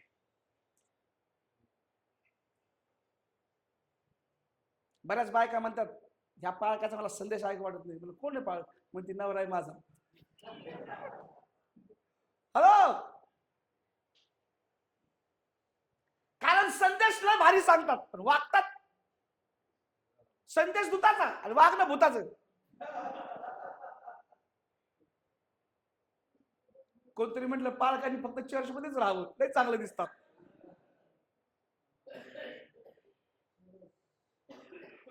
असल्या सेवकांनी बिगारी कामाला जायला पाहिजे, कांदे बटाटे विकायला गेलं पाहिजे. दुसरं काय पर्याय नाही, हे सेवकच नाहीयेत. मला माफ करा, जर लागत असेल कोणाला तरी स्वीकाराय, नाही तर बदला. तुम्ही सगळ्यात पहिले पास्टर तुमच्या कुटुंबाचे आहात, तुमच्या मुलांचे आहात, तुमच्या लेकरांचे आहात. जर लेकरांकडे काही प्रार्थना विनंती आहे तर कुणाला देतील? पास्टरला. त्याचा पास्टर कोण आहे? ते म्हणते जाऊ द्या माझे मी करतो. काय सांगायचंय? हॅलो, बायकोला प्रार्थना विनंती सांगायची, कुणाला सांगेल? हा नवराच असा मागतोय पाळक, कोणाला सांगणार? आम्ही आमची प्रार्थना करून घेऊ, तुम्ही जा तुमची सेवा करा. संध्याकाळी येताना काहीतरी घेऊन या भाजीपाला, तेवढंच पाहिजे आम्हाला. सेवकांचं जीवन, हॅलो, ह्या आसाप हेमान इथूनने आपल्या कुटुंबासहित देवाची आराधना केली, देवाची सेवा केली. आणि हे दाविदाने पाहिलं आणि त्यांना अधिकारी बनवलं. जर तुमचं कुटुंब तुमच्या सोबत नसेल ना, तुम्ही अधिकारी होण्याच्या योग्यतेचे नाहीये. मुंबईत ते खूप प्रसिद्ध पालक आहे, लोकांना फॅमिली सेमिनार देतो. आणि नंतर आम्हाला कळालं त्या मुलीच्या पालका, त्याच्या बायकोच्या पालकाने सांगितलं 3-4 वर्ष झाले ते एकत्र राहत नाही. घटस्फोटासाठी कोर्टात केस चालू आहे. त्याचं नाव नाही सांगणार मी तुम्हाला. अंबरनाथ बदलापूर मध्ये फार फेमस माणूस आहे तो, मुंबईत फेमस आहे. तर लोकांना फॅमिली सेमिनार, बायकोला कसे वागवायचे सल्ले. तुझ्या बायकोला कोण वागवेल? ती बिचारी रडत आहे. रेकॉर्डिंग चालू आहे.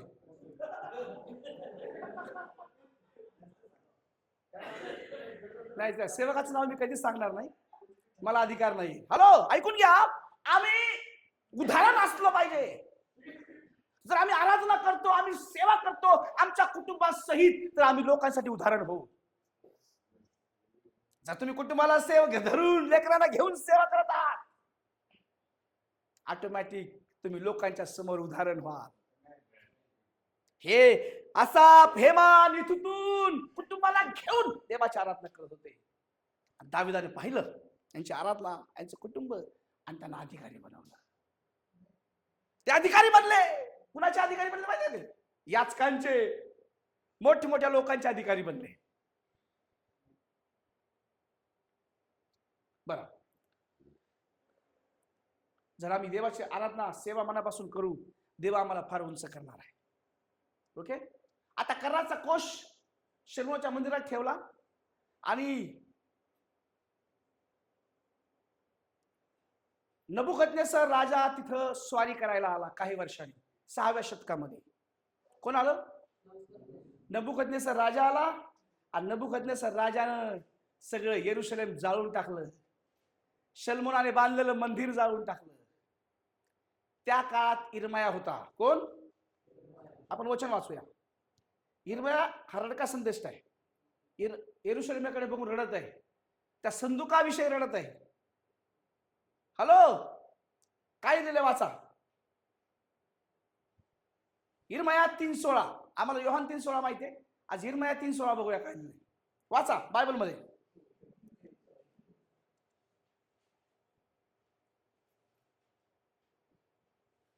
इर्मया 3:16. परमेश्वर म्हणतो तुम्ही वाढून देशात बहुगुणित व्हाल. त्या काळी परमेश्वराच्या कराचा कोस असेल, यापुढे म्हणणार नाही. देव इर्मयाच्या द्वारे म्हणतोय, लोकांच्या ध्यानी येणार नाही आणि लोकांना तो आठवणार नाही, ते त्याची खंत करणार नाहीत आणि तो पुन्हा कोणाला दिसणार नाही, कारण त्या मंदिरातून इरमयानं कर्राचा कोश नेऊन एका गुफेत डोंगरावरती कुठेतरी लपून ठेवला. तो आजपर्यंत कोणाला सापडला नाही. पण तो कर्राचा कोश, हॅलो, ख्रिस्तपूर्व 6व्या शतकात येरुशलेमला जेव्हा बाबिलोन लोकांनी वेढा घातला, तेव्हा कर्राच्या कोशाभोवती ऐतिहासिक काही गोष्टी, हॅलो, ही ऐतिहासिक गोष्ट आहे.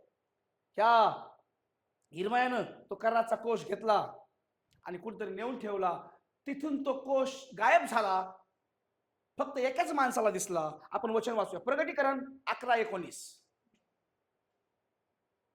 प्रगटीकरण 11:19.